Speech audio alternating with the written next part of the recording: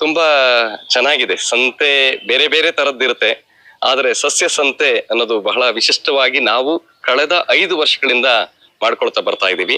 ಇಲ್ಲಿ ಸಸಿಗಳು ಇದು ನಾವು ಬೇರೆ ಎಲ್ಲಾ ಸಂತೆಗಳು, ಮೇಳಗಳು ಬೇರೆ ಬೇರೆ ಕಾಲದಲ್ಲಾದ್ರೆ ನಾವು ಈ ಸಸ್ಯ ಸಂತೆಯನ್ನ ಮಳೆಗಾಲದಲ್ಲೇ ಮಾಡ್ತೀವಿ. ಯಾಕೆಂದ್ರೆ ಮಳೆಗಾಲದಲ್ಲೇ ನಾವು ಸಸಿಗಳನ್ನ ನೆಟ್ರೆ ಅವು ಚೆನ್ನಾಗಿ ಬೆಳೀತವೆ ಅನ್ನೋ ಉದ್ದೇಶದಿಂದ ಸಸ್ಯ ಸಂತೆಯನ್ನು ನಾವು ಜೂನ್ ಅಥವಾ ಜುಲೈ ತಿಂಗಳಲ್ಲಿ ಆಯೋಜನೆ ಮಾಡ್ತಾ ಬರ್ತಾ ಇದ್ದೀವಿ.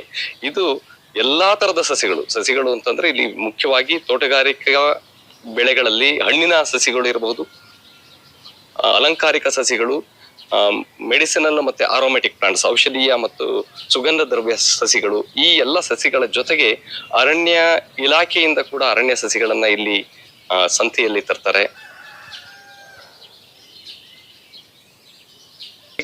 ವಿವಿಧ ತರಕಾರಿಯ ಬೀಜಗಳು, ಬೇರೆ ಬೇರೆ ಬೀಜಗಳನ್ನ ಕೂಡ ಇಲ್ಲಿ ಲಭ್ಯ ಇರುವಂತೆ ಈ ಸಂತೆಯಲ್ಲಿ ಮಾಡಲಾಗುತ್ತೆ. ಇದು ಸಾರ್ವಜನಿಕರಿಗೆ ಒಂದು ಅತ್ಯುತ್ತಮ ಅವಕಾಶ. ಇದು ಬೆಂಗಳೂರಿನಲ್ಲೇ ನಡೆಯುವಂತಹ ಒಂದು ವಿಶಿಷ್ಟವಾದ ಕಾರ್ಯಕ್ರಮ. ಅತ್ಯಂತ ವಿಶಿಷ್ಟವಾದ ಸಂತೆ. ಈ ಸಂತೆಯಲ್ಲಿ ವೈವಿಧ್ಯಮಯ ಸಸ್ಯಗಳ ಜೊತೆಗೆ ಅವುಗಳನ್ನ ಹೇಗೆ ಬೆಳಿಬೇಕು ಅನ್ನೋ ಒಂದು ಜ್ಞಾನವನ್ನು ಕೂಡ ನಾವು ಕೊಡುವಂತಹ ಒಂದು ಅವಕಾಶವನ್ನ ಇಲ್ಲಿ ಮಾಡಿರ್ತೀವಿ. ನಮ್ಮ ವಿಜ್ಞಾನಿಗಳು ತಮಗೆ ಏನೇ ರೋಗಗಳಿರ್ಬೋದು, ಕೀಟಗಳಿರ್ಬೋದು, ತಮ್ಮ ಮನೆಯಲ್ಲಿ ಬೆಳೆದಂತಹ ಸಸಿಗಳಿಗೆ, ತೋಟದಲ್ಲಿ ಬೆಳೆದಂತಹ ಸಸಿಗಳಿಗೆ ಅದರ ಬಗ್ಗೆ ನಿಮಗೆ ಒಂದು ಪರಿಹಾರವನ್ನ ನೀವು ಇಲ್ಲಿ ಕಂಡುಕೊಳ್ಬಹುದು.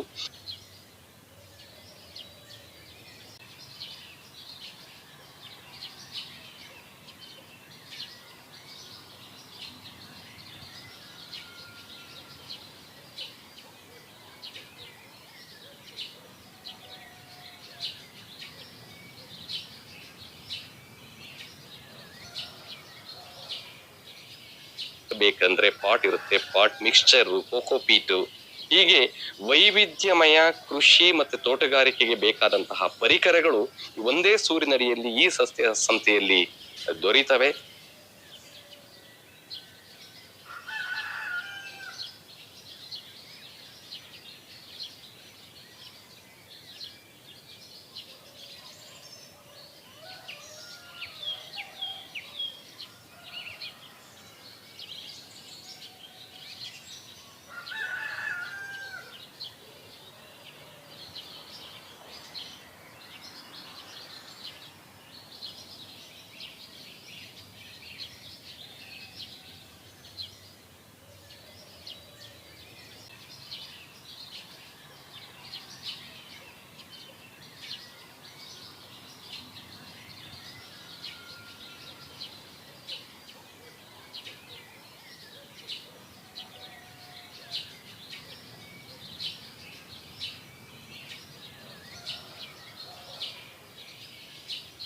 ಮಕ್ಕಳಿಗೆ ಆ ಗಿಡಗಳ ಬಗ್ಗೆ ಒಂದು ಜ್ಞಾನ ಬರಲಿ. ಟೊಮೆಟೊ ಅಂತಂದ್ರೆ ಗಿಡ ಹೇಗಿರುತ್ತೆ, ಟೊಮೆಟೊ ಹಣ್ಣನ್ನ ಅಷ್ಟೇ ಮನೇಲಿ ನೋಡಿರ್ತಾರೆ ಮಕ್ಕಳು. ಟೊಮೆಟೊ ಯಾವ ಗಿಡದಿಂದ ಬರುತ್ತೆ, ಕೆಲವು ಬೇರಿನಿಂದ ಬರ್ತವೆ, ಕೆಲವು ಮೇಲೆ ಗಿಡದಿಂದ ಬರ್ತವೆ. ಅದು ಜ್ಞಾನ ತುಂಬಾ ಕಡಿಮೆ ಇರುತ್ತೆ.